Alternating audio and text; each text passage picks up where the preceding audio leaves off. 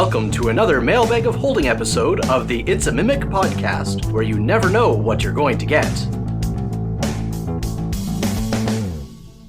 Welcome back to It's a Mimic, where you never know what you're going to get. I'm Adam, and with me today are Pepperina and Terry. And then Terry. Sorry. This is you. I'm so sorry. I'm DM3, so I will go third. No. So the way that this episode is going to work is that we're sitting down with a list that have been randomly sorted from the monstrous amount of questions that you've sent in, and we're going to roll initiative. That's going to determine which of us is to read out the questions and in what order. Remember that everyone has to answer each question, but if whoever reads it out loud has to answer it first. And yes, we have to address every question. All right, so let's grab our D20s and roll initiative to see which poor bugger has to go first and which poor bugger gets to go last. Oh, I got a 19. I got a 20. Oh, I thought for sure I was going further than 19. Yeah. Okay, Terry. That's all you. Okay, so I'm answering the questions. Okay, so this one is from Sweetaboo. Why do we only make chicken nuggets dinosaur shaped? What other foods should have been made dinosaur shaped? And I guess I'm answering first. Well, why do we? Well, the boring answer, the chicken nuggets are dinosaur shaped, is because we're marketing to children. But we already know this. So as an adult, what other foods would I like to see dinosaur shaped? I guess I mean just other foods that are geared towards children. Other deep fried beige foods would be fun. I mean, I think I eat those types of foods too often. If a restaurant was going to open, I'll say pizza. Can we have dinosaur-shaped pizza? Because then you can break off a leg and have a little bit, or you can go for the main part of the body and have a larger bit. So I'll say pizza. I like that answer. That's a great answer. It would never have occurred to me. I got hung up on the idea of having a dinosaur-shaped steak. That just feels good to me. I just want something on a menu that says Tyrannosaurus steak. I would be very happy. Yeah. First of all, why we only make chicken nuggets dinosaur shaped. Do you think it's because chickens are birds and birds are like descendants of dinosaurs? If that was the case, I think turkeys would be the closer relative, and we don't get turkey. Well, they don't make turkey dinos. Nuggets. Well, they don't make. Yeah, I like the idea that it's just because they're close relatives. Maybe they should make turkey nuggets because turkey puts you to sleep, and that will put your children to sleep. If that's you're onto something, Terry. I know. New business. I think they should be dragon shaped though, for the record. But what other foods? Well, as a baker, I would say like breads, croissants, baked goods. I would like to see dinosaur shaped. I'm sure there are cookie cutters. Oh yeah, I have yeah, for sure. many of them at work. But like that's a cookie. I mean like a croissant that is dinosaur shaped. Yeah. Mm-hmm. Yeah, that'd be good. Yeah. Okay, next one. This one is from these names, guys. Acid Dialogue. I don't think it's dialogue. I think it's Acid Dialogue and Plantoons. So what cryptid do you think you would best party with? Which cryptid would you like to build a campaign around, and what system would you use for it? And to tag off of this, what snacks themed after this cryptid are you planning on for session 0? What is it with the food related stuff? So cryptid is in like mythical creature type thing, unproven existence. It's not quite like mythical creature. It's like what's the word I'm looking for here? It's like urban legend creature, right? Like it's Bigfoot. It's the Loch Ness Monster, Mothman, Right. Chupacabras. Yeah, that stuff. Right. I mean, close to home for me. I mean, maybe the Loch Ness Monster. Do you know what I feel like is if I could party with the Loch Ness Monster, if I could get proof of the Loch Ness Monster's existence and the Loch Ness Monster would become a part of my life, like where there's some like, I don't know, side quest, or ancient wisdom. It would mean that I don't care about the Loch Ness Monster that much anyway, but I definitely wouldn't care about those things at all. Even if other people didn't know the Loch Ness Monster existed, I could just move on from it and just be like, okay, I have to occasionally go and see this creature that other people, they don't know whether it's real or not for whatever reason. I've got this privilege right now. And I think it would just put the whole thing to bed for me. What kind of snacks? Loch Ness Monster, just the dick-shaped snacks probably, really, like corn dogs and hot dogs and all of the dick foods, popsicles. I could make you cookies for it. Cookies, Loch Ness. I make dick-shaped cookies quite often at work. I'm sure you're fantastic at it, but does it not just look like shit? Like an actual shit, sorry, not just No, I make them look like Santa Claus. I've made leprechaun dicks. I've I'll send you pictures. Great. Thank you. I am so excited for Peps to send Terry unsolicited dick pics. They're not unsolicited. He just said thank you. Well, that's right, actually. Yeah. They were unsolicited until I thanked her, and then implied consent, I think, on that. Yes. You all heard it. Terry consented to my dick pics. God, I guess I'm next. I don't know how to follow that shit. I would have to go with El Chupacabra. I think it would be so funny to party with El Chupacabra because the Chupacabra would sit in the corner and just kind of hiss at people. And I was at a party one time where someone had a pet iguana that just wandered around the party, and every time you'd blink, it would be up on a shelf or on the back of the couch, and it got around into weird places.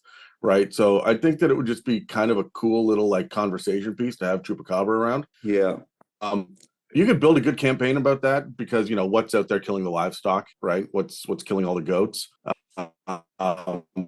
and like sucking their bones out and leaving shit behind. Like you could get into some fun stuff with that. And then all of my snack themes would be like goat cheese and like goat meat, and I'd just have it all be goat themed. So I think that all wraps up nicely. I'm content with that. Yeah. I'd go Bigfoot.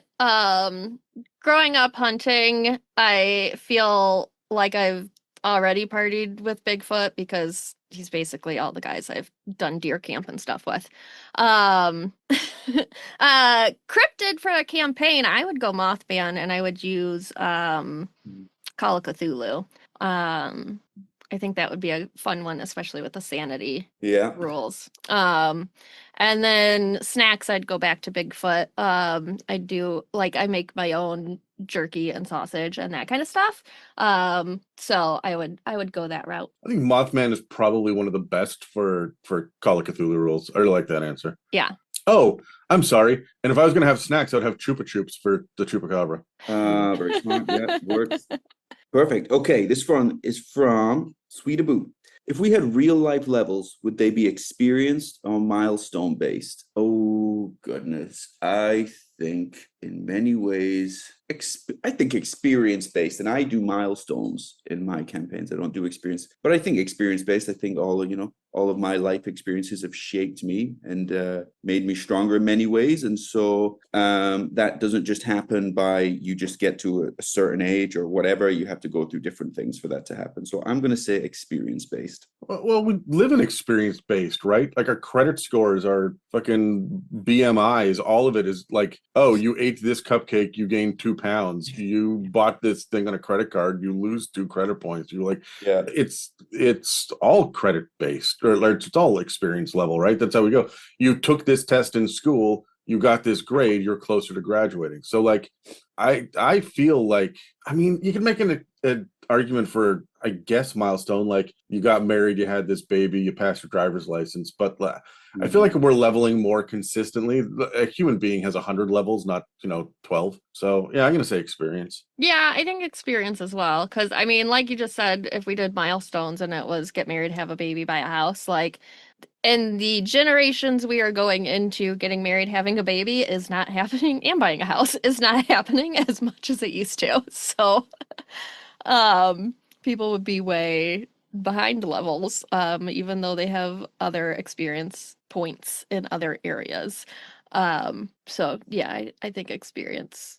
All right, we've got a couple of good ones coming up here. This one's from Diggly Blue Moonya on Reddit. Would you add a sanity or a renown or morale or piety score to a campaign? Yes, I would, if it made sense for the campaign. Because when you're adding something which may be new, not standard, we'll say, to a campaign, there's an implication that it's going to be relevant and it's going to come up. So if you have something where sanity, you just got a party full of murder hobos, and maybe it's like the campaign doesn't seem to be relying on explorative or even like more tense sort of situations, or things where sanity would make sense, then I wouldn't then. But sanity, certainly. Renown, I like. If you're working with different factions, that'd be great. So I'm certainly open to it.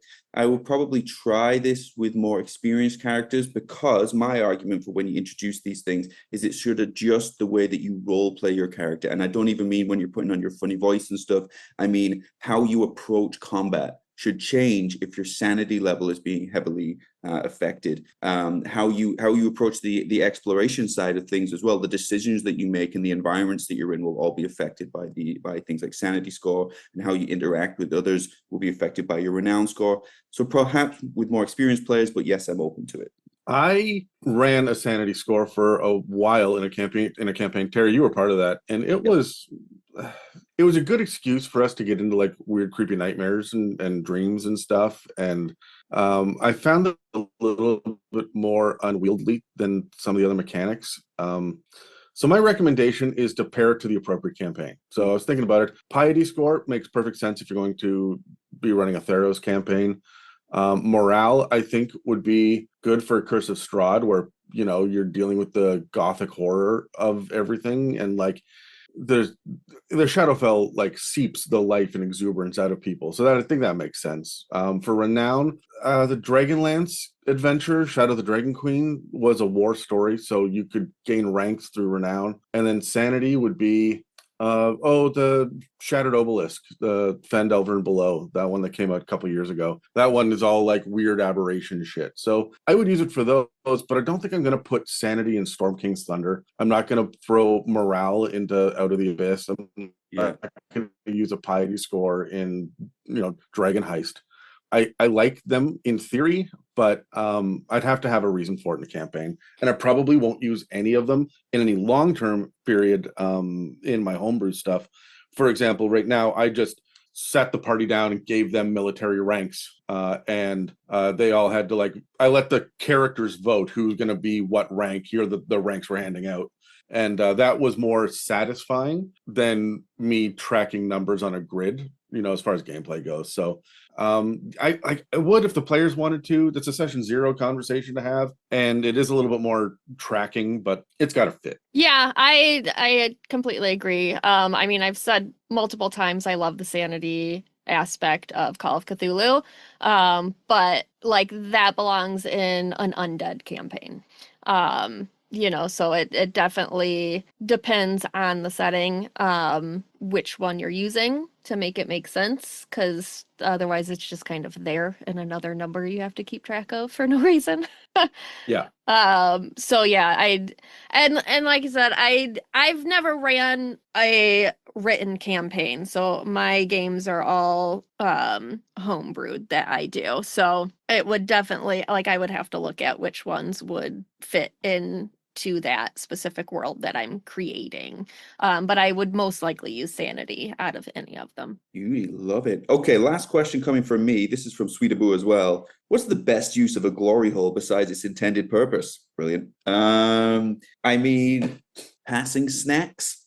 I don't know. Confession. I don't know.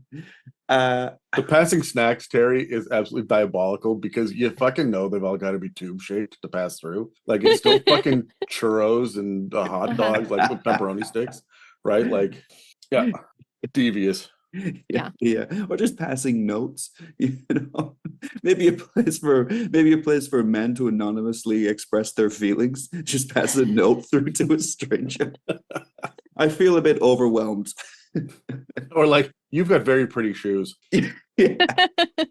Okay, I'll say passing notes. I want to dispense fortune telling through a glory hole. Like, you go in to take a shit, you take a look to your left, there's a fucking hole there, and then suddenly like a mouth appears and just, you're gonna have a very good day, but you have to watch out for the thunderclouds. And just like weird shit like that. I think that would really fuck with people, and I'm a fan of it. I love it. The mouth's a little disturbing in that scenario. But being the only female here, I'm gonna say passing feminine products, because when you're in a bathroom and you realize you don't have one and you desperately need one, having one just come through the wall to you would be very, very convenient. I know neither of you have had that problem in your lives, but for all our female listeners, they'll understand. Doesn't come up, but I understand. And on that bombshell, I think we're going to roll initiative again. We're going to switch the person who's asking the questions. Maybe, unless you get another 20. Yeah, I'm still caught up on me slipping Terry feminine products through a glory hole. Yes. You guys should try it sometime. Yeah. I'll mail you a diva cup. You can try it out. See, I don't even That to me sounds like a K-pop band or something. Like I don't know what these It's things. not. I'll send you a picture of that too later. Great, Terry. thank you. Thank you. Stop soliciting, Terry. I rolled a 7. What do you guys get? 18. 19. Oh, Oh, all God. right. This is a Pepperina. section I didn't want to go first. Okay. How many cats is too many cats?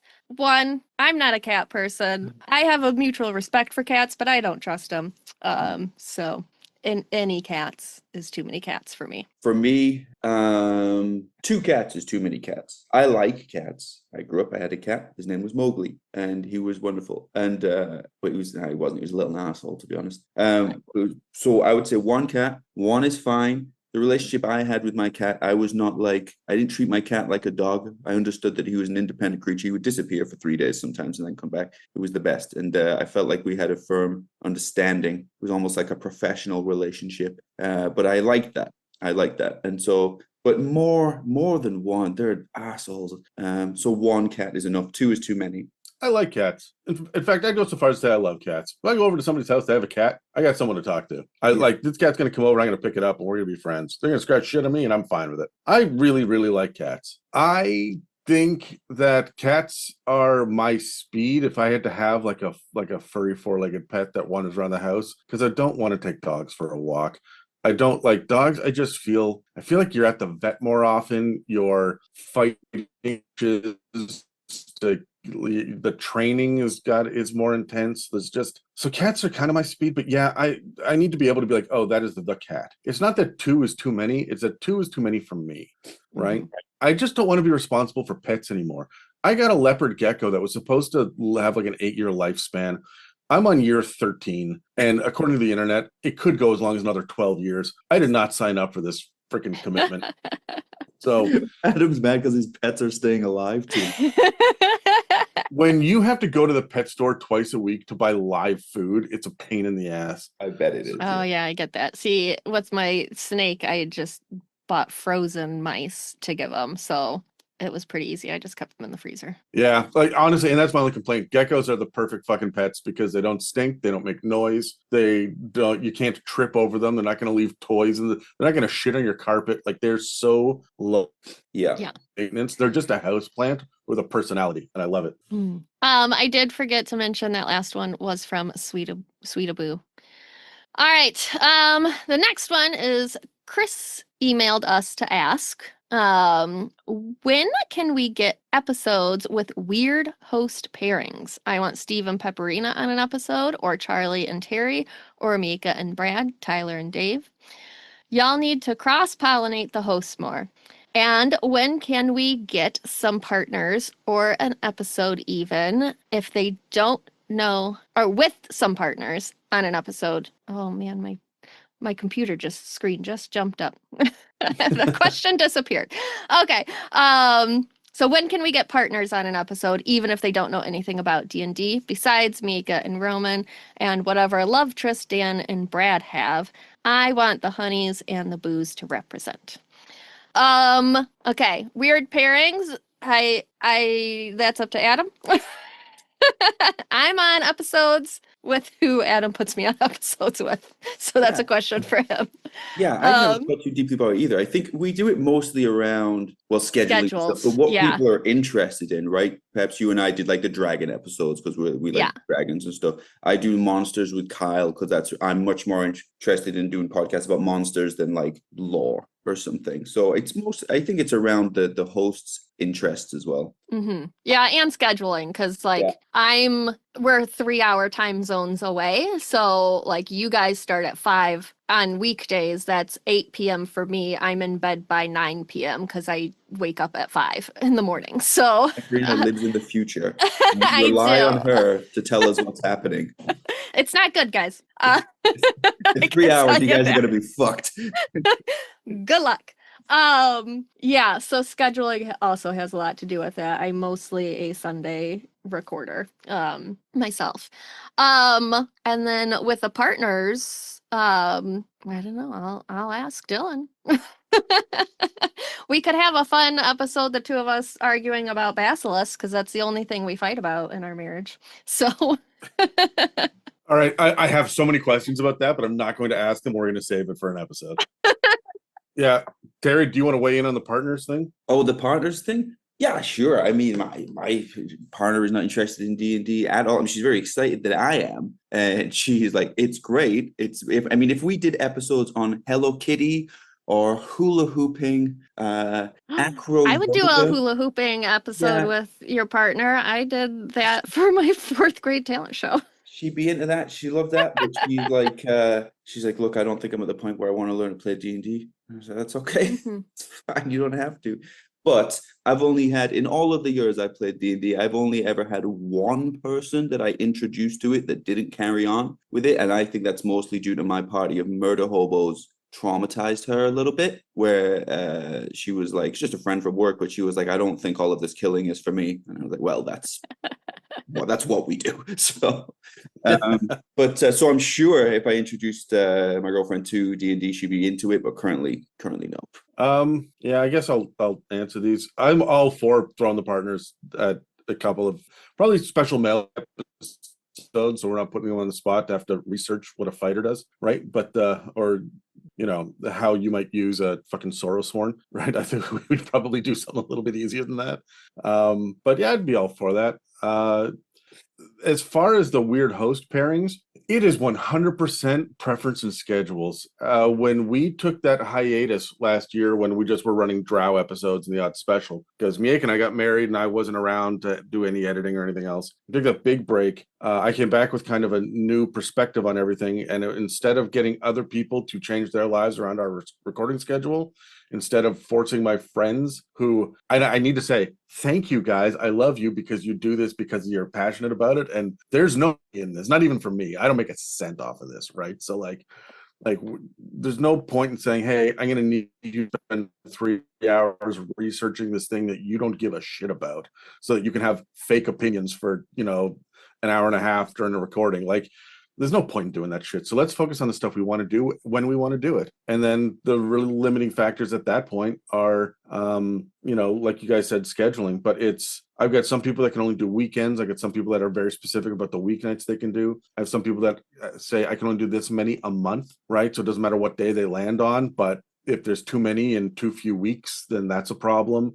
I've got people that just absolutely can never do weekends, so that's an issue. We'll never get Brad and Peps on an episode together. It'll be fucking rare because Brad is a full-time dad mode on weekends and Peps is only available on weekends, right? So this is kind of what we're with. The other thing, I don't know if any of the listeners noticed, because we're only 10 episodes in or anything when we record at this point. All of our episodes now have 2 consistent hosts and then a third person rotating in. So that way there's some consistency when you listen to a playlist, and we get to become subject matter experts on things. So for example, Megan and Elwin are on all of the Blood War episodes on the Patreon, and then we rotate a third host in, and that way they have kind of a concept. By the end of it, they're going to be great at talking about fiends. And it's the same thing with the backgrounds and the classes and everything else. We try to have people do the same thing. Classes is a bit unique. Tyler's on all of them, but then I am on all of the arcane spellcasters with Steve, right? And I think it is Brad and Sean, maybe, I can't remember how it all laid out, are on all of the divine ones. It is to have people kind of build rapport with each other. So yeah, we'll mix it up. I think every year or so I'm going to try to do a reshuffle, see if people's schedules are different, but it is what it is for now. Also, we're going to have a lot more difficulty with scheduling moving forward as Sean moves away, but Mieka moves here, and things are all going to change, right? So Dave is talking about getting a new work schedule. I know Kyle we are not recording with Kyle at all. He has dropped off the face of the planet for 6 weeks because he started a new job and he's got to focus on it, and we're just letting him do that. So he'll be back eventually. But that's why we also record out of order, so you will hear his voice all year, but he's only going to be in a handful of episodes. So shit happens. Terry, you took a hiatus for a little while, a few years back, right? We've had people take breaks before, and it doesn't really interrupt us. So there we go. That's the answer. I'd love to do more weird host pairings, but also we have to keep in mind that people want to show up and talk to their friends that they're already friends with. And so making someone sit down, do an awkward Zoom meeting with 2 complete strangers about something. It can be a little nerve-wracking for some. So All right. Diggly Blue Munya asked, how often do you use traps when you DM? I'm playing a rogue and my DM hasn't used a trap in 5 months. For me, it just depends on where they're at. I've done some dungeons that were, I mean, pretty much exclusively traps and puzzle solving. But if they're just like traveling from one place to the next, there's not a ton of traps other than your standard like bandits come out of the woods and that kind of stuff. So I would say it just really depends on if it makes sense where they're at. I love traps. Traps is something I think people struggle with. With my traps, I avoid simple traps that are just essentially hit point tax. Do the thing, fail the check, and so you get your 12 points, slashing damage or whatever it is. I like to make them more complicated, and I like it to be a very collaborative thing. For example, I will do it's not just a lock or whatever you're trying to break in. I'll have perhaps 3 different locks, and perhaps they have to all be opened at the same time. So you might have a rogue or a fighter with high dexterity that could help out a lot, but there'll need to be a third person where this isn't their skill that can help. Or I will do two locks that the rogue has to do at the same time and plunge their arms into individual holes. So they're also doing it without being able to see the lock. So there's disadvantage in that sense. Or I'll do a mechanical side to it that unlocks the next layer, which is perhaps an arcane equation where there needs to be an arcana check or the wizard needs to be involved somehow, something like that. So mechanically, I like to try and make them much more interesting in that sense. Consequences wise, yes, some hit points, sure, for flavor mostly, necrotic damage, thunder damage, what it is, but I like other types of effects. I like a good disease in my game. So if they're getting pricked by some needles or something or whatever, that's always cause for disease you can use there. I like to do creative things like perhaps they can see what the prize is, perhaps like a ring, magical looking ring of spell storing, and maybe that has a charm spell in it. If you succeed, you get the ring. If you fail, the spell goes off, and perhaps you've been charmed by one of the bad guys now, but the rest of the party does not know that has happened to you or what the effect was. So traps a lot, yes, try and make it more interesting than just lock, fail, hit point tax. Yeah, all of that is great. I mean, I fucking love traps. Traps are great to use. They're one of my favorite things to throw in a dungeon. I try to use them infrequently because then my party gets paranoid, right? So I will have them go a large swath of the dungeon without anything. And then I will have a narrative reason why this area is not just trapped a little bit, it's trapped a lot. And the traps are usually very deadly, right? And there's one after another. I'm going to start eating your fucking resources pretty hard through this particular section. I often like combining traps with creatures. So my favorite one is to hit you with a portcullis. So you are now trapped in a dead end, and here comes a gelatinous cube that's going to walk right through it, right? You end up with more interesting combinations when suddenly the hatch opens up and swarms of rats come falling out of the ceiling onto you. So it's I do a lot of that kind of shit.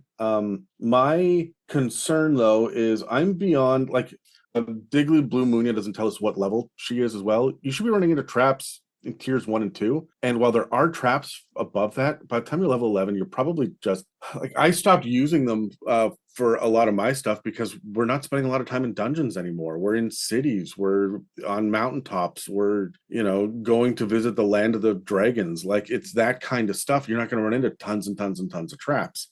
So instead, what I started doing was I started looking at some of the hazards that are there. Whatever vehicle that you are using to travel is going to break. A rogue who is keen-eyed and knows how things work and is mechanically minded, obviously because they're disarming traps and whatnot, is going to have the opportunity to see these things and interact with them and stop the wagon from breaking down or the rudder from falling off the ship or whatever it is. And that's going to give them a more utility role where they can use their thieves' tools to do the repairs or to jury rig something. And it makes them still feel involved. But we're not dealing with simply just traps and locks, right? So I just wanted there to be something more to do with sleight of hand and thieves' tools and whatnot, because when you get to higher levels, that shit doesn't matter quite nearly as much. So yeah, that's fair. All right, next question from Zan. Can you give your 2 adjectives for each D&D settings? The feelings that you have thinking of each setting, like Forgotten Realms, Greyhawk, Dark Sun, Planescape, Spelljammer, Dragonlance, Ravenloft, Eberron, Mystara, Ravnica, and Theros. I'm gonna hold my action. Because I have not played in a lot of those and haven't heard of a couple of them. So. That's fine, right? We haven't all played. I haven't played in all of them either. I'm not totally familiar with all of them, but I guess so shall I go through each of them? I'll quickly go through each of them, then I'll hand it over so we can speed this up. So thinking Forgotten Realms, 2 adjectives. I mean, classic or epic. I mean, the Forgotten Realms is an iconic campaign setting. It's known for its vastness of the world, the classic high fantasy feel. It's the typical introductory campaign setting for newer players. I would argue, because it has that classic kind of feel to it. So classic and epic for Forgotten Realms. Eberron, I've heard it described as pulp noir with dragons, or somebody said it was very Art Deco once. I don't know these terminologies as well as everybody else. But when I think of it as kind of blending traditional fantasy with elements of kind of 20th century pulp adventure, I guess I would agree with those two. So kind of pulp noir, Art Deco kind of themes there. Ravenloft, 2 sides for Ravenloft. The first adjective is obvious, but still true, is kind of gothic. I'm all about that sexy kind of goth feel. So I like to try and put that into my Ravenloft, but I also want my second adjective, which is macabre, to be very kind of disturbing as well. So disturbing and sexy goth for me. So gothic and macabre for sure. Greyhawk, I've never played in Greyhawk. It seems to be quite a gritty kind of campaign setting from what I've heard. So I'm going to, with the inexperience that I have and what I've heard about Greyhawk, I would say gritty. I only have 1 adjective for that. Dragonlance, which would be the last one that I'm kind of a little bit familiar with. This seems to be very sort of like kind of grand and epic heroism. For me, it feels like the Forgotten Realms kind of hyped up a little bit. So I would say like heroic, kind of like windswept type feel. But really for the D&D campaign settings, those are the only ones that I'm more familiar with. I really don't know much about Ravnica and the others. All right, I'll take a stab at this. I'm going to try to go through this as quickly as I can because it's a long list. Peps, you don't have to answer this one. I think we're gonna start hitting the same things over and over and over again. But Yeah. but I mean, Ravenloft, spooky. is there anything else you want to get out of the way real quick? Oh, that's probably it. All right. Okay, so let's go in order that it was asked. Forgotten Realms. This I would say the like bog standard fantasy. Those would be the 2 words that I use to describe it. It's very generic, right? You can put almost any fantasy story in the Forgotten Realms. It'll fit somewhere, right?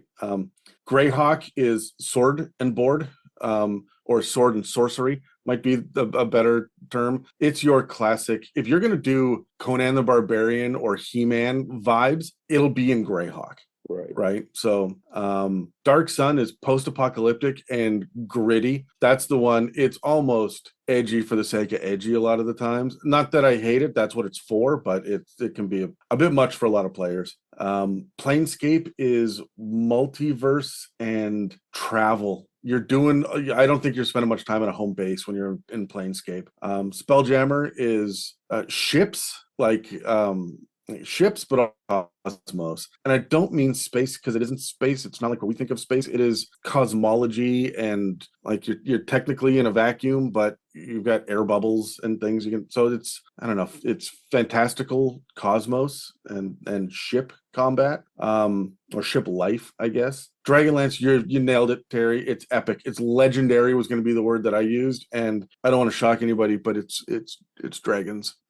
Draconic would have to be the other adjective here. So Ravenloft, you stole Gothic right off of my list. But it's horror. It's horror, and it is. I don't want to use the word depressing. It's muted. That's a muted. Good, yes. Yeah, that's a good adjective for it. So Eberron is high adventure and pulp. So it's more than just noir, although that's definitely a part of it. It's also like mechanized war. It's also like there's just a lot. There's a lot of really cool monsters and cool factions and stuff in Eberron, but like it's pulp adventure. You will be swashbuckling your way through that entire campaign, or like it's very if you were to pick up any sort of like, you know, those serials that used to play before movies in the 30s and 40s that were all like the little 10-minute black and white shorts of, you know, that Indiana Jones was based on, or Flash Gordon and Star Wars were based on, and you had kind of like Casablanca came out of this, the noir genre, the gangster stuff as well. Like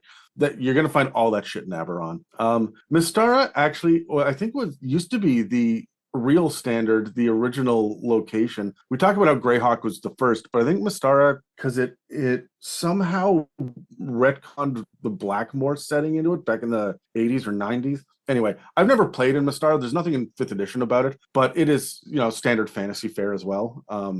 I'd be really interested in doing a deep dive into it myself at some point, but not today. Ravnica is urban and guilds, and Theros is Greek gods. That the whole basic thing about it is you are dealing with Greek gods and their fucking whims. So that's kind of a breakdown for each of the D&D settings. I don't think there's one that's missing off the top of my head. I think that's all of them. I guess we got Ravenloft, so we didn't really get the Feywild, which is the flip side of it. But I don't think there's anything else missing on this. Someone will be yelling in the comments, but Yeah, and like Feywild is whimsy and high emotion. Yeah, high emotion. Yeah, it's like the opposite to Ravenloft. Yeah. All right. Our next one is from Sweetaboo again. What is the most visually unsettling fruit or vegetable? So when we traveled to your wedding, Adam, and when we were leaving the castle that we Airbnb'd, an old woman came out of the woods and handed us a Buddha melon as we were leaving. And I'm pretty sure she was like a witch or a hag or something. And we brought it home, and my son ate it, and his lips swelled up real bad. Jesus. So that was the most unsettling fruit or vegetable I've ever He might be received. cursed. You should check. And he might be cursed now. I don't know if she was giving us a quest or cursing us or blessing us. I'm not sure what happened, but it clearly was not meant for my son. So yeah. Yikes. Yeah, that does not sound fun. They're the Buddha melon. They're like they have like finger like projections on them. Is that right? I think I've only ever seen. This one was almost like it was green. It was almost like a pear shaped, but like wrinkly. Right. Yeah. Yeah. I think okay, for me, I mean, I'm not an exotic fruit expert, so I'll give a common fruit that I still find unsettling, which is a pomegranate. And while it is a common fruit, if you cut it open, you are faced with hundreds of tightly packed, glistening red seeds, and the density of it and the kind of the uniform with the gelatinous nature on the inside, it's just a little bit unsettling for me. Now, I've never, I won't be beaten by a fruit. I'll say that right here, right now. I'll eat that pomegranate out of spite, but I will be uncomfortable as it's happening.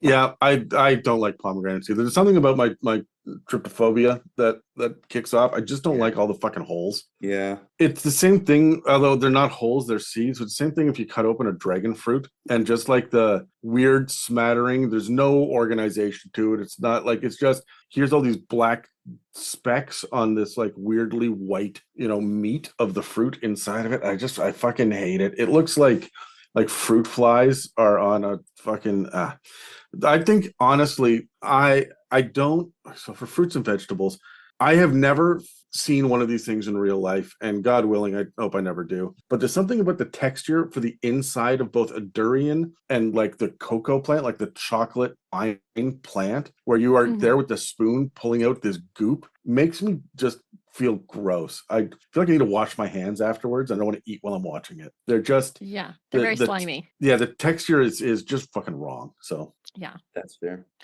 All right, now we get to roll again, and hope somebody else gets to ask. I rolled a 4. 16. I got a 15. So there you go, Peps. Oh, going again. Go. All right, another Skip on Reddit asks, what IP universe would you be okay with being 1/12 the size of normal humans? All right, so IP means not a D&D setting. Yeah, any pop culture, Ferngully, because they're already 1/12 the size of humans. Fuck, what a great answer. That's such a smart answer. I'm trying to figure out how I fit in with regular sized people. Yeah. I don't know, because like 1/12, so what we're talking like 5 to 6 inches for the average person. Like, I don't know, man. There are people that have been incredibly fucking small, right? And I don't just mean, your average little people. I mean the ones that like Tom Thumb, like that are super little, and they've had to like deal with the world, and it feels like the world is not built for them. And so any IP, like if you were to go anything that doesn't have magic or like an advanced technology, it's going to be a pain in the dick to try to fucking work through, right? Like, can you imagine being 6 inches tall in Game of Thrones? You're not going to last a day, right? Or The Witcher, or like any of this. So I'd have to pick a Lord of the Rings, like the high fantasy something, the Harry Potter universe, something that's going to have me. I will be able to get enough magic to live a normal life, to either shrink things down, size me up temporarily, or be able to like teleport to the top of the table, shit like that, or Star Trek, because there will be technology to accommodate for you. You'll have a little like repulsor belt and you can float around and shit. Like, I think you either have to go high fantasy or extreme tech, right? God, yeah. I mean, I just don't have a good answer for this. Don't have a good answer for that. I don't have an intelligent answer for this, so I'll give what could be quite a comical answer for this, which would be the Marvel universe, where I could then play essentially Alfred to Ant-Man, but in a really small lair where Ant-Man could then return to, and I would be there 1/12 the size, and I would play his Alfred type character from there. That'll work. Also, yeah, Yeah. there will be, I forget what they're called, the PIM particles. You could change your size kind of at whim. You'd need a special suit, but you'd be able to do it.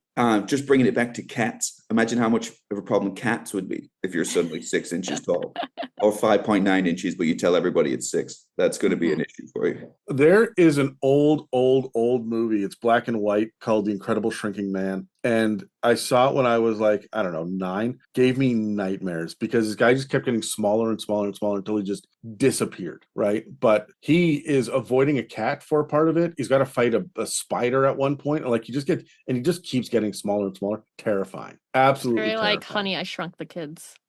And at what point does your consciousness expire? Like, that's you don't want to be conscious when you're that small. Okay. All right, next question. Yeah. This comes from Makuza _DM. Has anyone played Shadow Dark yet or looked into it? Thoughts? I have not played it nor looked into it, so I have no thoughts. Hey, the same here. So brief answer: no, I've not looked into it, and because of that, I don't have any thoughts. I'm sorry. I don't know. I'm all about dark fantasy. I have looked at Shadow Dark and have been turned off by the price tag on it a number of times. Not because it's necessarily too expensive, but because I have a budget of only a handful of dollars, and D&D is releasing so many fucking things these days that I have to stay up on for the podcast. And I just like Shadow Dark is absolutely on my to-do list, but I bought Daggerheart. It's sitting on my shelf. I haven't even cracked it open yet. And I'm so eager to figure out what the Critical Role guys came up with. And like, I have not had the time. Maybe Shadow Dark will be something that I'll revisit when I've got some free time, like those 2 weeks around Christmas and New Year's, where my entire industry slows to a freaking halt. I might at that point look into it, but I will consider that a recommendation and I will jump into it, but it looks interesting as all hell. So yeah, I also bought Daggerheart and flipped through it enough to know there's not enough dragons in it.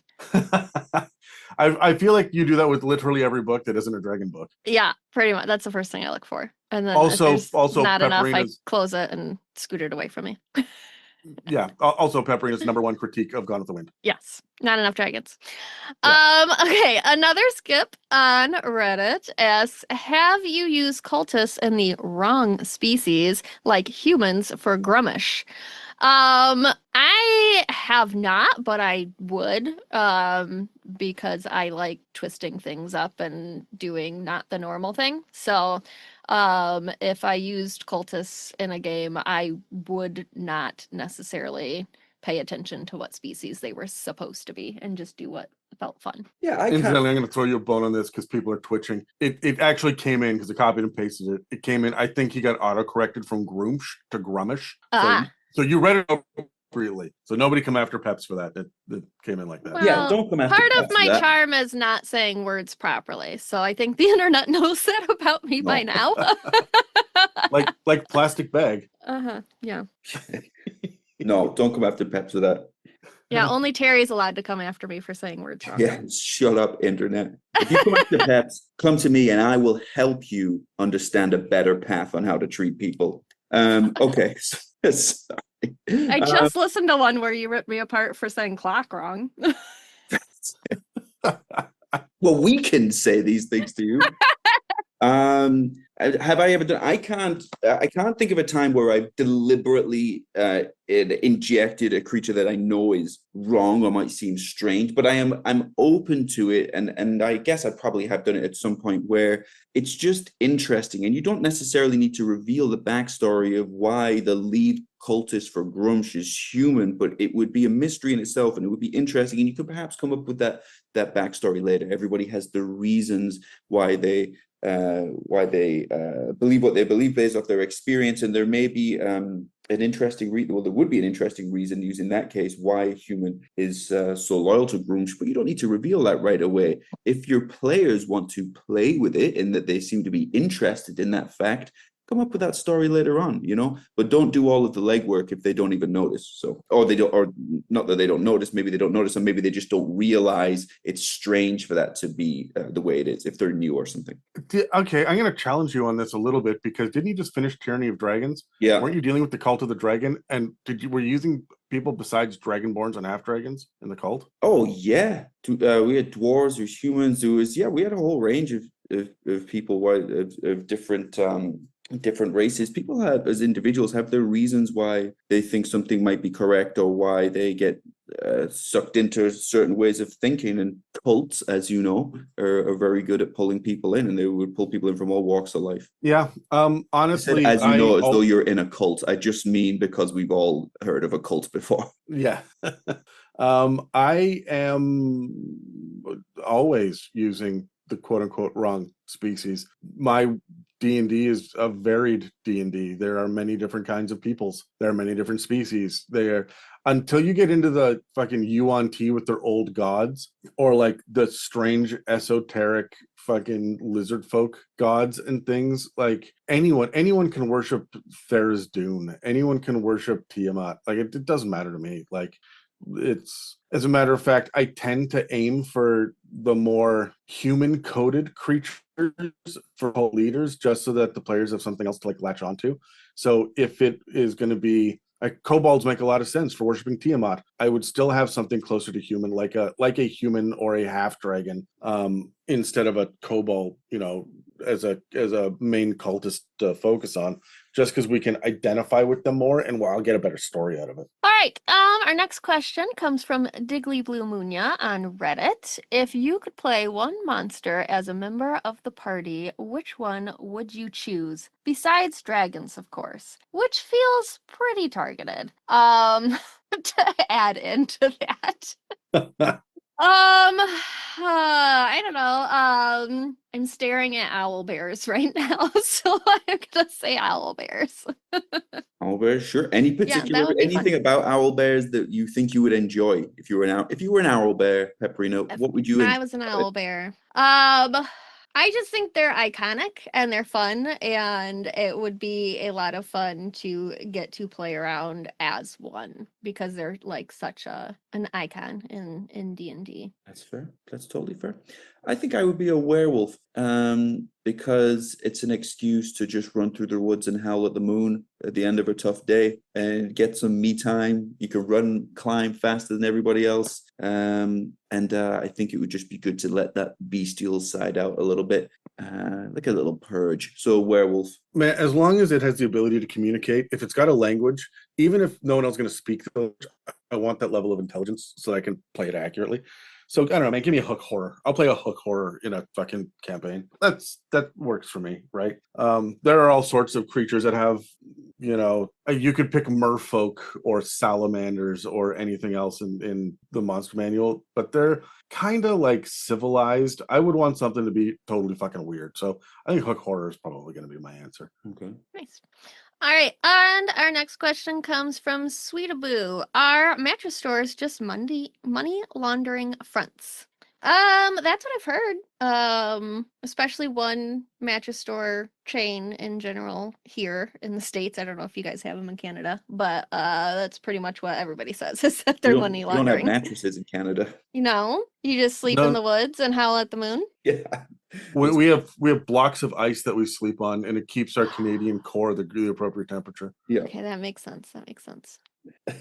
Our mattresses, it's just a mattress store is just money laundering fronts. I mean, maybe, I guess that's kind of is it at the point that it's a conspiracy? That's an urban legend which is out there.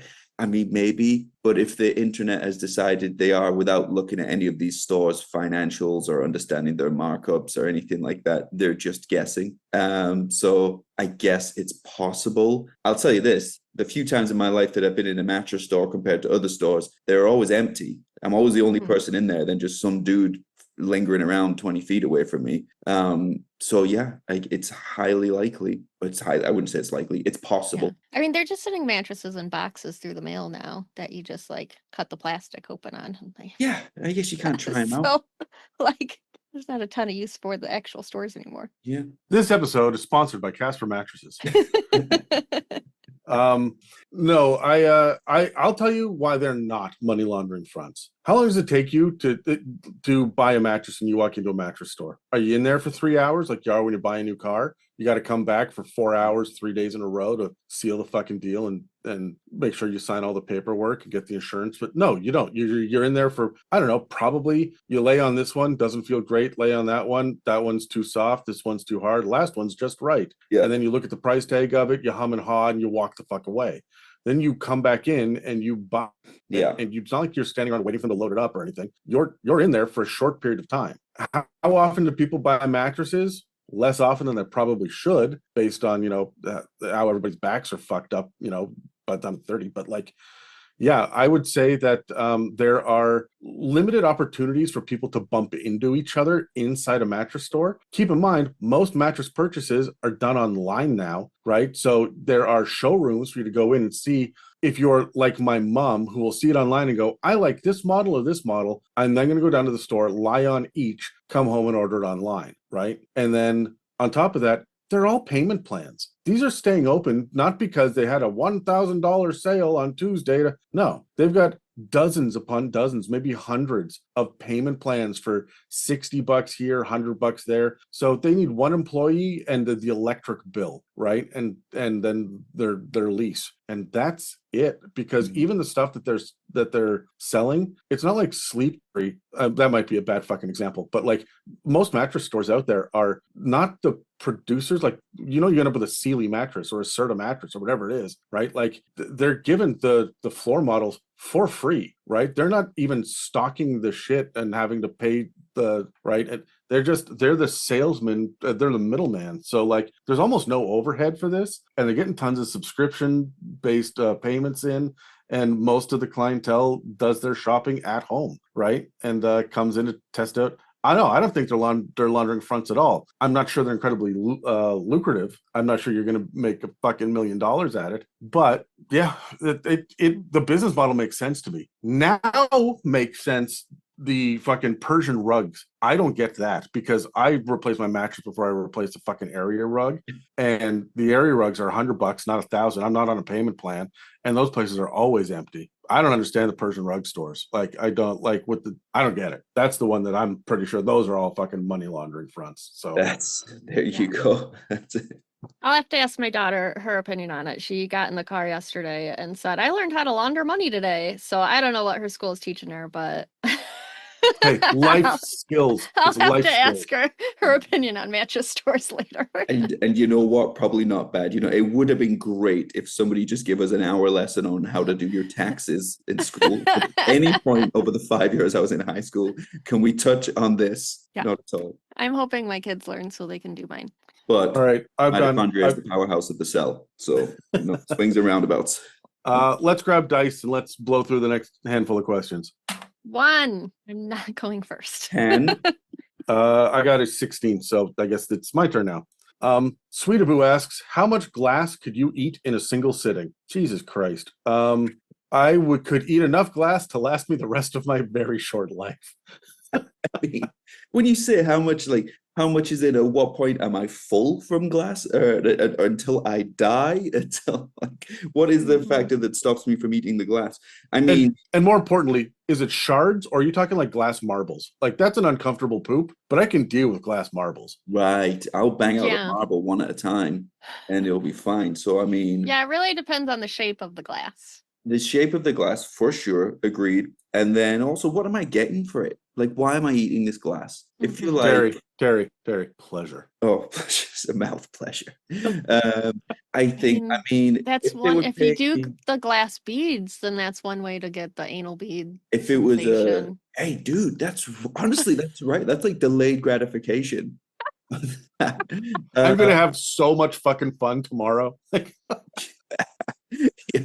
It's going to sound like a machine gun's going off in your bathroom. I mean, if it was okay, let's say glass marbles, $100 a marble. If you give me $100 a marble, I mean, I might bang out 20 for $2,000. Yeah, then have a real good next day. Yeah, I would. If that's the criteria, I'd probably pay off my fucking car. I think I got a few thousand left on that. I can handle that. I'm a big guy. I could deal with some marbles. I'll end up in the hospital by the other thing too is like you got to think about the weight of that in your internal organs. You're probably doing some fucking stress damage to your intestines and shit. Like, and hey, you know what? It doesn't say that I got to keep them down. It doesn't say that I can't have them surgically removed. Just load me up with like the fucking wolf in Little Red Riding Hood full of stones. Like, just load me up. Someone get me in a wheelbarrow, take me to the hospital. Let's get rich. Come on. Right, so the summary of this question is: we would eat as much as you would pay us to do. Yeah, pretty much. We're internet whores for glass marble. It's tough out there, guys. Send us some glass marbles and some cash, and we'll see what happens. Hey, we might. All right. The next question is from Nafiz Khan. Hi, I'm new. I'm currently in the process for creating a campaign, levels 5 and beyond, and planned out. What I'm having difficulty with is what to do for levels 1 to 4. The setting is heavily inspired by Greek mythology. Some people have said that to reskin an existing adventure, but I want the characters to get some experience with ship combat. Any ideas? Thanks in advance. Levels 1 to 4 with ship combat.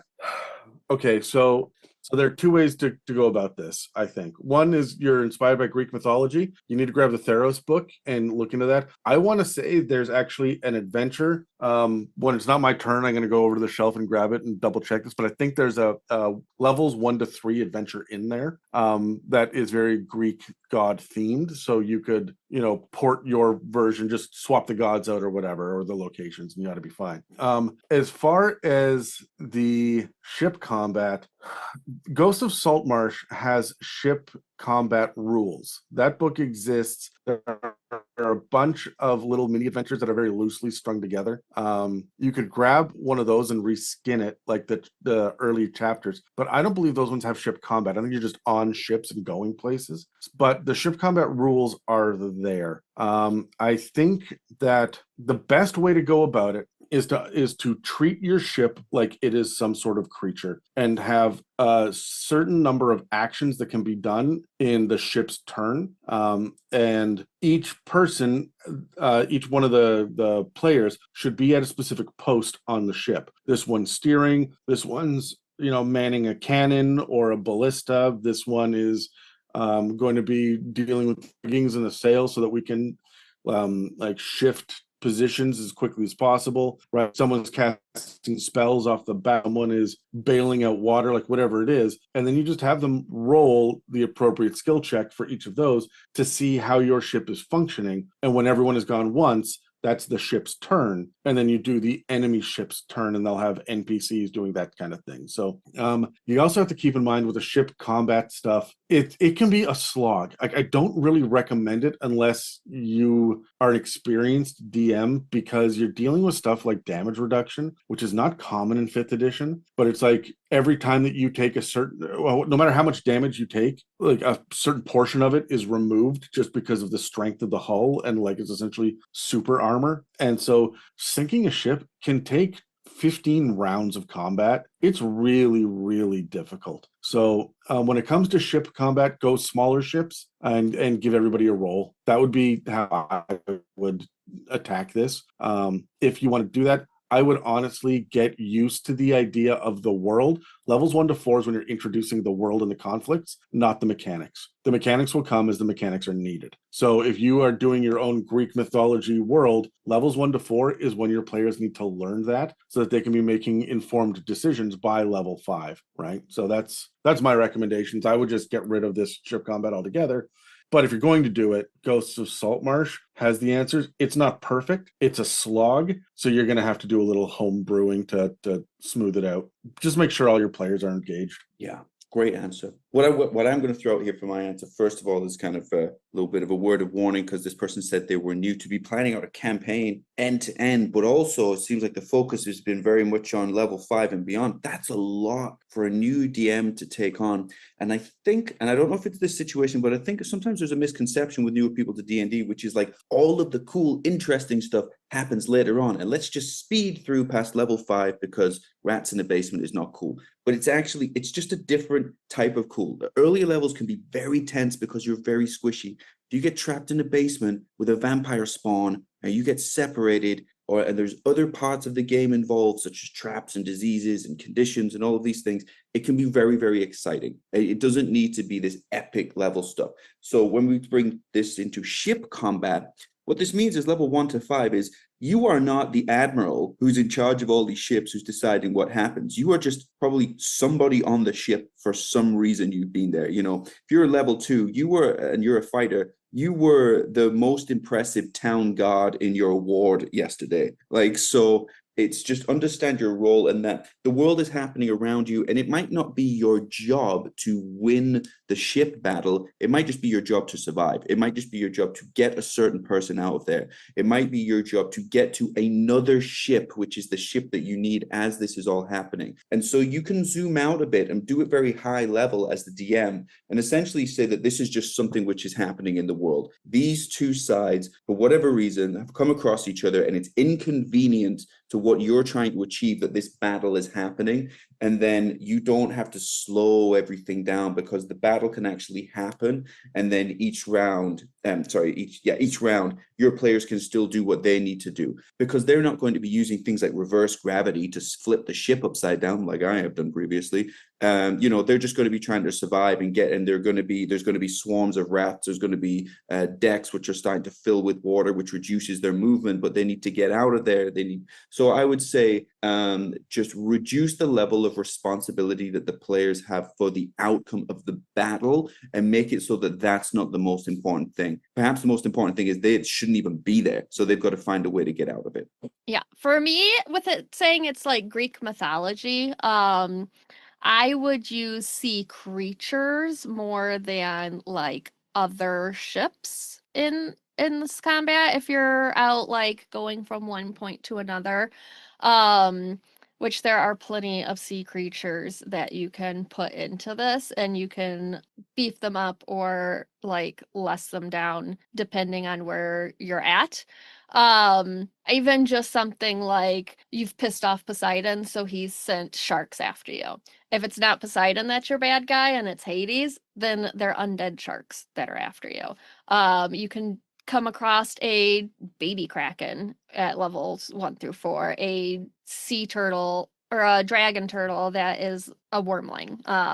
You can lessen things down to fit your levels. Even if they're not in the book, there is ways to go about that to lower their CRs.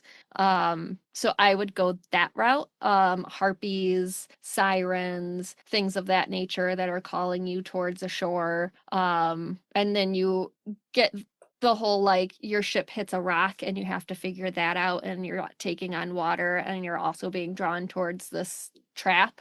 Yeah, so I don't think it has to be like actual combat against another ship. I think use your environment, use your creatures. Yeah, and honestly, any combat that you're doing on a ship is going to feel unique because you're having the enemies come to you. You're not sending the party to the enemies, right? And you would just have to repel them, get them to retreat. You don't have to necessarily get full kills. If you have a handful of Sahuagin that jump up on board to, they climb up the side of the ship and they're looking to take over and to eat all the people that are on there. You just have to knock them down to 50% of their health, and each one of them would run away. If you do that to 50% of the enemies, then they'll all retreat, right? You're too tough for them.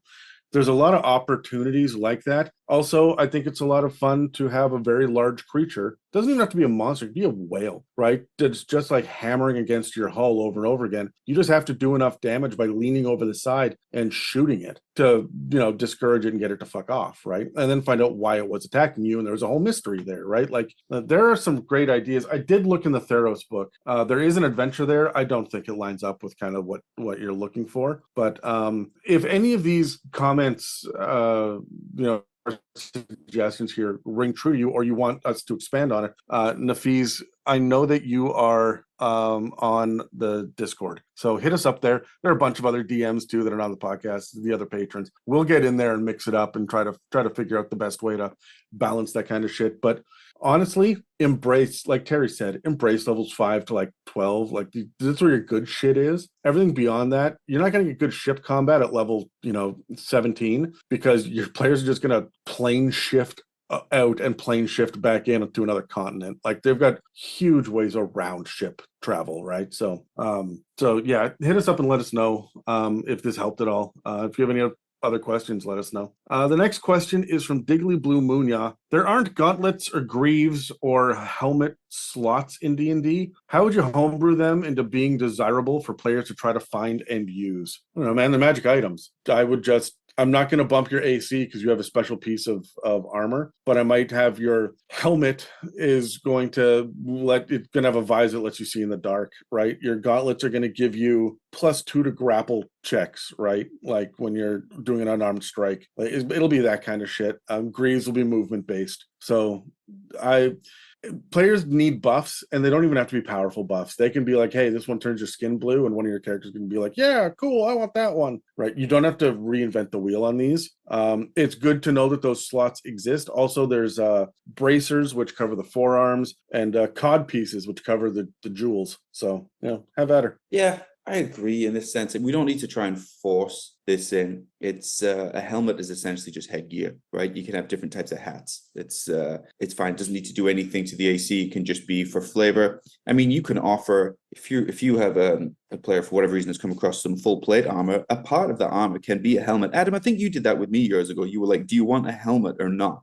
And I said no, I think at the time. But yeah, even then, that was just, for flavor. Do you want your armor to have a helmet or not? Your AC is going to be 18 with full plate, no matter what. What do you want it to look like? That's all it really needs to be. Yeah. Mm-hmm. I would say like a helmet would be more beneficial than like gauntlets or greaves. And if it is like a full plate metal helmet, I would say maybe it would lessen the chance of you getting hit with like a nat 20. If you get a critical hit against you, maybe you can roll to possibly have it not be the full critical hit damage because you have a helmet and it's protecting your head. I mean, you still, if you get hit in the head with a sword while wearing a helmet, it's still going to rack your shit, but it's not going to slice your head off. So, possibly something like that. I don't know that gauntlets or greaves would really do a whole lot to go against a critical hit, but I could see a helmet being useful in that situation. Yeah. All right. Next one is from another Skip. Who's really puppeteering a Sararak? He asks, is it a lich god of the undead? We have dragons who can become liches. So who is the one behind a Sararak? And for those of you who don't know, Sararak is the lich at the end of the Tomb of Annihilation or the Tomb of Horrors, depending on which edition you're playing. And it is And he fucks you up. He is way overpowered considering what level you're supposed to be in there. So like it is supposed to be super fucking deadly. He is a full-blown lich. I think no, is he a demi-lich at that point? I forget. I haven't looked at that adventure in a while, but he got lichdom. He is reduced in power now. I think he might be a demi-lich. Still, it's gonna fuck your world up. Who's really puppeteering a Sararak? My answer is Bob the Carpenter. He got his hands on the Necronomicon and has now just gotten up to shit. Right. I don't need to go big on this. It is the NPC that you guys were rude to back at level 1. Yeah, and to keep it simple, I'm going to jump on board with that because that has happened to me, and Adam's done that against, well, actually not me. Somebody in the party was rude to an NPC, which turned out to be a big bad in the end. And so I believe that to be highly likely because I don't know enough about Sararak. I can't comment on it, but I agree with what Adam's saying to keep it simple and because he's done it to me.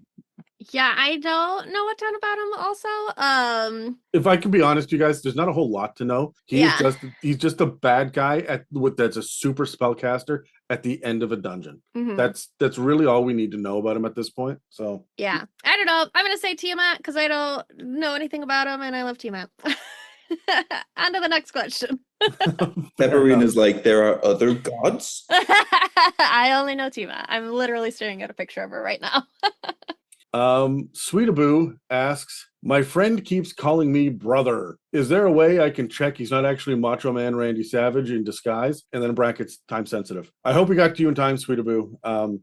The only surefire way is the taste test, and that's a full like ankle to neck taste test. You got to really get in there and taste, because Macho Man Randy Savage is actually Nacho Man Randy Savage. So if he tastes like Doritos, he's Randy Savage. Otherwise, it's just your friend who is probably a monk and has joined a brotherhood. I love it. It sounds like, who is this from? Sweetaboo? Yeah, of course. Yeah. All the dumb ones are from Sweetaboo. Sounds like Sweetaboo does not... They used to just be from me. Sounds like Sweetaboo does not like to be called brother, and that's fine. I'll throw a brother out every now and again. I don't mind. I'll say, thanks, brother. It's just be a term of endearment, really. You're telling that person that you feel closer to them, and you have an additional loyalty for them over some of the other randoms out there in the world. So I don't mind throwing it out, but of course you got to be ready to receive it. If you don't like being called brother, that's fine. Some people don't like being called pal. Some people don't like being called ma'am. It's totally fine. But if your intention is pure, you're just trying to use it as a term of endearment, I think that's okay. But just because their intention is pure doesn't mean that you have to enjoy it. So that's what I would say. If you don't like it, just let them know. Maybe give them another suggestion. But I'm sure it's meant with good intentions. I'm going to say you have to roll a high perception check. If that doesn't work, you can cast Zone of Truth and just ask them. And if that doesn't work, I think you can give them a Slim Jim. Wasn't that Macho Man? I think so. Yeah. If all else fails, hand them a Slim Jim, see what happens. That's the end of this section. We have another one to go. So let's roll initiative a final time. So while we're paused here, guys, I am going to have to go. Like 10:27. I got to go at like 10:30. Okay, that's fine.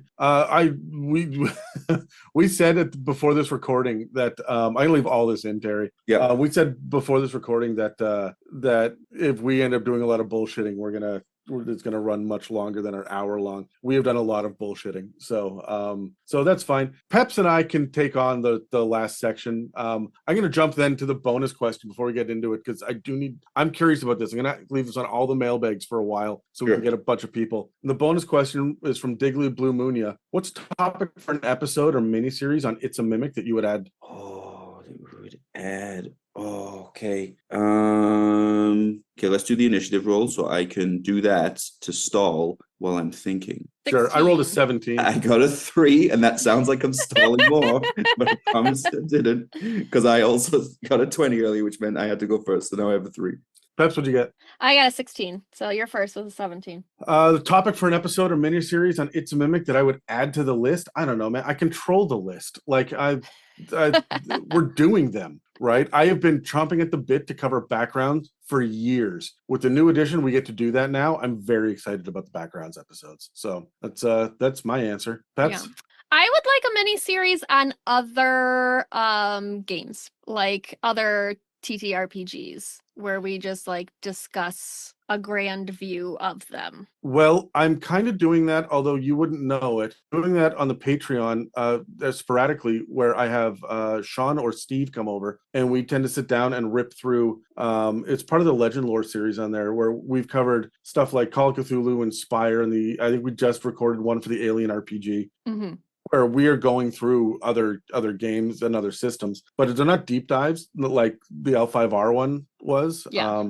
That's something to think about, but we'd have to have a subject matter expert. So yeah, and I've gotten the chance to play a lot of other RPGs, and I think there's a lot of fun ones out there. So that's why like that comes to mind for me, because a lot of people don't know they exist or that there's so many of them. Like I've done a Spice Girls RPG that was super fun. I can't even fucking unpack that. You know what, Pep? Put this in the notes at some point. You and I are going to sit down and hash out, because I know at the very least you and I are well versed in Call of Cthulhu, but we could probably bang out a miniseries on that, right? Yeah, but like, you know, we're playing Perils and Princesses, and like that's a super fun one, and you know, yeah, just different stuff like that. There's some good things there. Sure, you know what? Love that. Let's. I'm gonna take note. Terry, do you have an answer? Yes, I do have an answer, and this is something I think Adam, I've even touched on this with you before, but it's something I've thought about for the longest time, and I've just never sat down and planned it all out. But you know, quite often people I played with D&D with over the years will have situations where they because people have like different level of skills and certain things, like maybe in their real life, like they're not good at conversation, or they struggle with like in their like work life and stuff, like running meetings and like threading questions and all of this. And then I'll watch them play D&D or run games, and I'm like, you guys are controlling an entire room, you're leading conversations with made up people, and you're able to do it effortlessly. You're handling conflict resolution, personality clashes, your time management, you're prioritizing issues, all of these things that would be very good for you in that you say you struggle with in your regular life. And I would love to do something where people can take their DM skills that they have to add that to their regular life. If you can pretend to be an elf that is having a conversation with a goblin, you can have a short conversation with the person who's working the checkout at the grocery store. And I know it might feel like you can't, but you have those skills to do that. There's just ways to take it from the game to your real life. So I would really love to do that, because I think all of these people that struggle with the social side of life have the skills, because they do it in the environment where they are relaxed, and it's just the same principles that they can apply elsewhere. So what would I like to do? Take all of these DM skills and teach people how to apply it to their regular lives. That sounds excellent. Yeah, we've talked about that in the past. I'd love to explore that when we have the capacity to. Yeah. So those are both great fucking answers. Terry, I know that it's late. You got to run. You got things to do, but we've got 5 more questions. So Peps, let's you and I roll initiative. And thanks, Terry, for sitting in on this mailbag. Thank you, guys. I'll catch you later. Bye. All right. Oh, no. Rolled a nat 1. This is all you. Oh, I rolled a nat 1. Ah, shit. Okay, reroll. I rolled a 12. Oh, I got a 6. All right. Question 21 from Zan. In which order do you organize your D&D/tabletop role-playing game books? I should post a picture on the Discord again, because it's been a while and I've revamped it. But I keep all of 5th edition together in chronological order that it came out. 5.5 is in chronological order when it came out, although at the time of this recording, there's only 4 books. The starter set comes out in a week. And then I have a shelf dedicated to all of my other tabletop role-playing games on a fairly decently sized shelf. And it is like D&D adjacent, like the Tal'Dorei campaign setting, the Matt Colville books, Strongholds of Followers and Kings of Warfare. And then it goes into all my Cthulhu stuff, including Cthulhu Tech. Then I've got a bunch of Alien RPG stuff sitting there. And then it gets into kind of the more unique ones. I got Spire and Imagine and Print Weaver and Perils and Princesses. They're all there afterwards. So I don't have them in alphabetical order. I think as you work left to right, it is the things I'm more left to pick up and play. So that's how I have that. Yeah. Mine are in a stack next to my bed, based on which one I last had to use to research for this show. I don't even know how to handle that. That just drives my personal OCD up the fucking wall. We could never live together, Adam. My God. Yeah, mine's just it's just a stack based on, so like Fizbin's is usually on top, and the new monster manual, because I've been doing a lot of the dragon episodes. But when we were doing like undead, it very much just was whatever the last thing that I had to research was on top of the stack, and the stack grew the more episodes we did. Fair enough. I know Dan, because we used to play at Dan's house all the time, and his were whichever ones got pulled out then got slotted back in at random into whatever open spot there was on the shelf. So it was absolute fucking chaos and disarray, and that drove me up the wall. But I learned very quickly how to identify which book I needed based on the thickness of the book at the time, because like there are some that are skinny, like Xanathar's. I'm like, okay, I just know this one is this. I'm just gonna grab it. Or he had a lot of the alternative covers as well. So his is chaos. It's fucking chaos. I know he's actually moving. By the time this comes out, I think he's gonna have all the stuff in boxes, and he's talked about how he's excited to get organized again. But what you've done, God, it's chaotic evil. So yeah. Let me see. The next question is from Groundbreaking Top 33 from Reddit. When a new edition comes out, example 5.5, are those the only rules and lore that's used by everyone? Personally, I use everything that has been published to date if it suits me. Like with the Dragon Anthology that was posted, do you not use all the lore that Wizards of the Coast and TSR has given us since the beginning of first edition? Yeah, the more information I have, the better Dungeon Master I am. It's easier for me to build the world. However, I will always use the most recent retcon. So if, for example, gold dragons used to only be able to be huge sized for whatever, that's not a real thing. I'm just, for example, if that was a thing. No, fuck that. My ancient gold dragon is going to be gargantuan because that's the latest thing. Oh, it used to be Colossus in 3.5. No, not a thing. It's not colossal anymore. It's gargantuan. So I will just use whatever the current rule set that is overwritten the previous shit is, because that matches what the current mechanics are.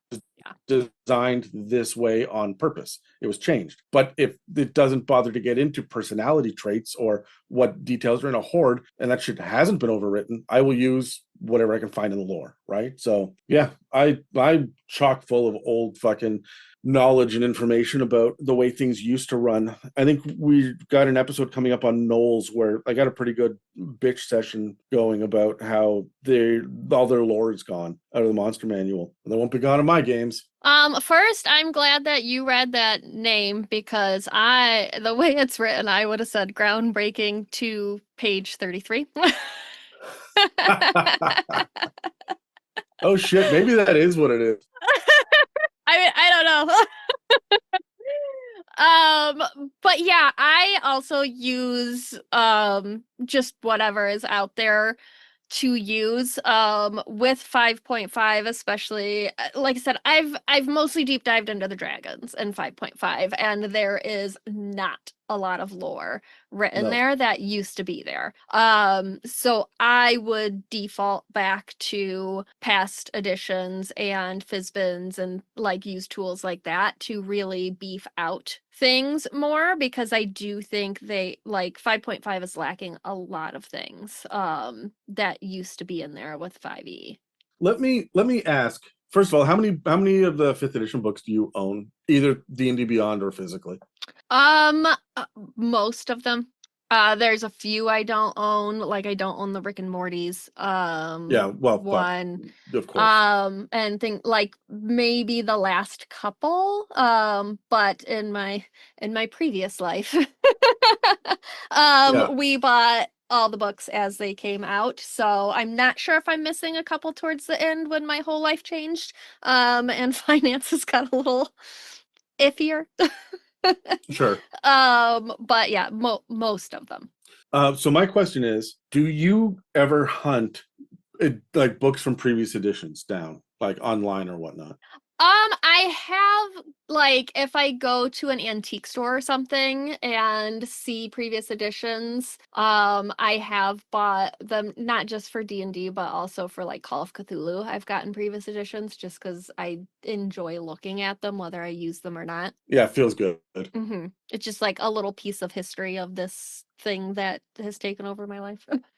Honestly, it is so hard to find the information online now. The wikis are doing a great job, but they seem to really only touch on stuff from like in any detail from like 5th edition. You get some 4th ed shit that's out there, some 3.5, and that gets mixed in with Pathfinder depending on who you're talking to and what subreddit, right? People get confused pretty easily the further back you go. You got a couple of the old guard that are like, well, in 2nd edition or in advanced Dungeons and Dragons, back when we had Thaco, and it's like, I love these guys for keeping the lore alive, but a lot of that stuff doesn't, like the mechanics don't apply anymore. So it's hard to find this stuff. My recommendation is get your hands on anything that you possibly can.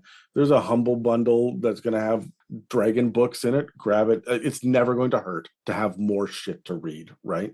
Mm-hmm. It might hurt the bank account, but like if you can afford it, hunt that shit down. I love the order too. Yeah. So, Well, and Humble the next- Bundle's a good source for that kind of stuff too, especially finance wise. Yes. The next question is from Zan. Now that 5th edition 2014 ended, do you plan to unload or sell some player aid like spell cards or books like Sword Coast Adventurer's Guide? What do you keep and what do you want to put away? Oh, I keep it all. I am a hoarder. I am a collector. I am a dragon. Mm-hmm. This is what I do. I am not a dice goblin. I am a dice dragon. I have over 90 sets of dice. I regularly use 3 in my games, and we have 3 D20s that sit on the recording table, right? And those are the dice that I regularly touch. But I need them all. I would be loath to get rid of any of them. So no, I'm not getting rid of a goddamn thing. At some point, I'm going to sell all of my 5th edition shit in one big fell swoop, or I'm going to have my grandkids find a gigantic tome, like a chest in the attic with all this stuff. And it's going to be, because there's nothing wrong with still playing 5th edition. It is. I have the entire fucking 5th edition. If that's going to, I'm not going to say be worth money, but it's going to be worth something to someone emotionally or intellectually at some point. And so yeah, I'm going to keep it all together. I got the room for it. I'm not hurting. It's not costing me money. Yeah, I'm going to keep my shit. Plus, like we just talked about, I can reference it. So yeah, I have hundreds of third-party magic item cards. Like it's a ridiculous, like binders full of them.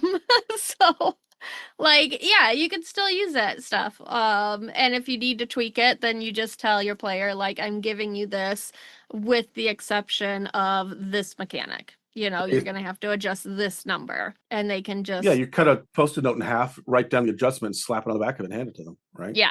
Yeah, I think there's definitely a place to use still all or most of the tools that we have. Cool. Yeah, I will never get rid of it. Like, I did a big purge I got rid of a bunch of like toys and models and shit that I've just been holding for years, collectibles and things. Anything that I own now, I will own probably until I retire or go to a retirement home and I don't have anywhere for this shit. I'm going to hand it off to someone, say you can have it if you want, right? Like, yeah, all this shit is mine, and it is precious to me because it's mine. I mean, I literally had to fight to keep all of my D&D stuff in a court of law. So it's not going anywhere. Absolutely. He sent his mom to try and collect it, and I was like, over my cold dead body, you're not touching a single thing. So, and we love you for that, Pep. Yeah. So it's not going anywhere. The next question is groundbreaking 2 page 33 again. Says Orcs and Minotaurs 2nd edition versus 5th edition versus 5.5. They have gone from savage monsters to a civilized species. Which way does everyone prefer? Oh, give me the fantasy bullshit. We have civilized species on this planet. We've got humans. We have a bunch of different cultures. The civilized species that we get, the playable species of this and this, are just takes off of what Western culture recognizes as unique little cultural bits. These people like forging. Sure, man, there are people that like manufacturing in our world. Like, none of this stuff is unique and interesting. Having sentient barbarian savagery running across the deserts to, like, yeah, man, fucking give me that shit. That's the fantasy stuff. That's what I showed up for, right? If they keep making this all like generic shit, it's just going to be humans versus dragons at the end of it, which, I mean, that's what Dragonlance is essentially. It's more than that, but like, that's what we essentially boil it down to. I don't need to get any more standardized. Keep things unique. Just make sure that you're not offending anybody when you do it. Yeah. I do I like having both. I like having them as savage monsters and civilized species. I mean, if you really like strip it down and you look at dogs, like they came from wolves, savage beasts, and now they are house pets and they've been domesticated. But wolves still exist. They're not gone from this world. They're still out there. So I think there is a place for both things depending on the circumstances and situations of those species. If they grew up in a very distant community that had no other civilization, or if they were brought into a big cityscape and grew up as a civilian. I think it is interesting to see the like difference between nurture versus nature. Yes. Yeah. And I got homebrew reasonings for why there's two different kinds of minotaurs, why there's two different kinds of centaurs. Some are medium size, some are large size. Like I have done my mental gymnastics around this stuff. I'm comfortable running both. But if I were going to build a brand new fantasy world, the orcs and the minotaurs would not be playable. They would be nasty monsters out in the woods, right? So or the wilderness anyway. The last question then for today is, what is your gut feeling for 5.5? Will it last or will it be replaced shortly by another version in the future? No, I don't think it's going to be, look, I think it's got staying power because they're doubling down on D&D Beyond. They are, they bothered to fuck with the OGL a couple of years ago, or tried to anyway, before they stopped, which means that they recognize the importance of the product and they're not going to fuck with it too much. The only reason we got a new edition at all is because it hit the 50th anniversary. That's my belief. Hit the 50th anniversary. Things were getting a little bit stagnant. They wanted to do something new and flashy. Bang, here's a new backwards compatible half an edition, right? Like, sure, I'm fine with that. I don't think they're going to reinvent the wheel on shit again, especially when they can just do more adventure modules. And like, no, I think it's going to stay around. That being said, if for whatever reason Hasbro decides that Wizards of the Coast is no longer profitable, or that it's more profitable to sell D&D to someone else, then we will probably get a new rule set, right? It will go to another company. They will not publish anything for a couple of years, and then they're going to have their new and improved version of Dungeons and Dragons, right? And we'll get new branding, the whole thing. We saw this when TSR sold D&D. Like, yeah, I expect that will be the case. And so, no, as it stands now in the status quo, no, I think it's around for a bit, for sure. 6+ years, maybe closer to 10.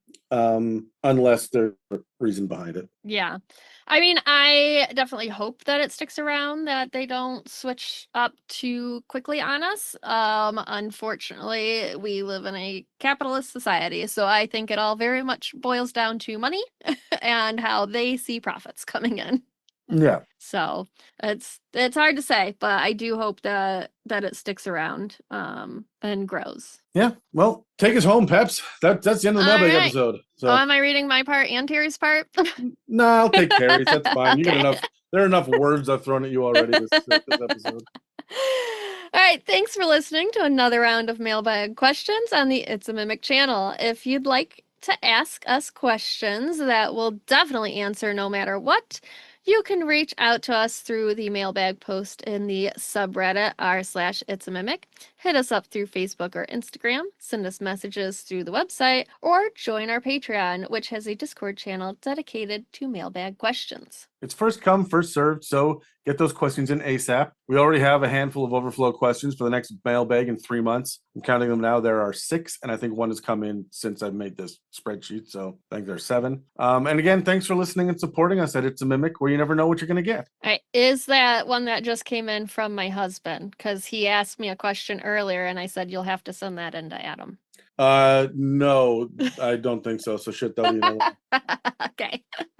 Incidentally, Peps, there will be a Basilisk episode in the future. I'm writing it in now, and we're gonna have him. We're gonna have you and him and some poor hapless soul as the third. The funny thing about that question about spouses coming in, whether or not they know about D&D, that's how we met. We were at a party together. We did not know each other, and a friend of his shouted at us, Peps, Dylan, you both D&D, talk. So our first conversation was about D&D. That's impressive. Yeah. That is a There's a match made in Celestia. Yeah.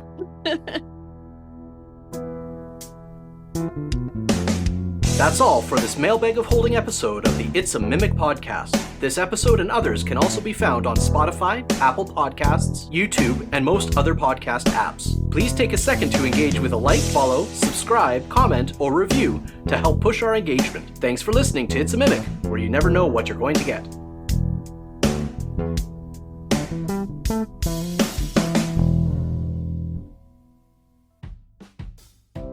If you'd like to support us, we have a store with some merch and a donate button on our website, itsamimic.com. You can also head to itsamimic.com to find a comprehensive episode guide and more information about the show. We do have a Patreon, which not only offers access to our exclusive Discord server, but also hosts over 100 episodes, including a variety of bonus episodes covering topics like 5th edition book reviews and the campaign builder, spells and gods, fae, homebrew inspiration, and even the Blood War. If you'd like to submit any mailbag questions, please reach out to us through any of the social media links in the show notes of this episode, or send us an email at info@itsamimic.com. This has been an episode of It's a Mimic, where you never know what you're going to get.